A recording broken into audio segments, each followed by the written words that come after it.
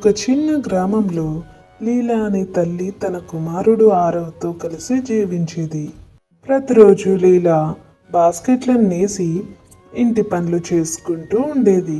ఒకరోజు ఆరవ్ తన తల్లిని అడిగాడు, అమ్మా, రోజు ఎంతో శ్రమిస్తావు, ఏదో పని చేస్తూనే ఉంటావు అని. లీలా నవ్వుతూ, బాబు, శ్రమ పిల్ల ఒక పని కాదు, అది మనం జీవించడానికి అవసరం. శ్రమ లేకపోతే మనకు జీవితం ఉండదు అని. లీలా పొలాల్లో పనిచేస్తున్న రైతులను చూపిస్తూ వారిని చూసి, వారు మనకు ఆహారం అందించడానికి ఈ నేలను పనిచేస్తారు. వారిది శ్రమ ద్వారా వచ్చే జీవితము. శ్రమ మనకు బలం, సమృద్ధిని తీసుకొస్తుంది అని. ఆరవ్ తల్లికి సహాయం చేయాలని నిర్ణయించుకున్నాడు. తదుపరి రోజు ఒక బాస్కెట్ నింపి వాణిజ్య కేంద్రం వైపు నడిచాడు. అది చాలా భారంగా ఉన్నప్పటికీ ముందుకు సాగాడు. ఆరవ్ తన పని పూర్తి చేసి ఇంటికి తిరిగి వస్తాడు.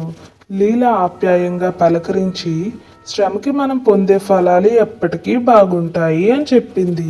ఆరవ్ నవ్వుతూ తన తల్లి మాటలకు పూర్తి అర్థం తెలిసింది. ఆరవ్ ఇప్పుడు తన తల్లితో గ్రామంలో ఉన్న ఇతరులతో కలిసి శ్రమలో పాల్గొంటాడు. ఇప్పుడు ఆరవ్ తన తల్లి చెప్పిన శ్రమ యొక్క విలువను అంగీకరించి ప్రతి పనిని గౌరవించడం మొదలుపెట్టాడు.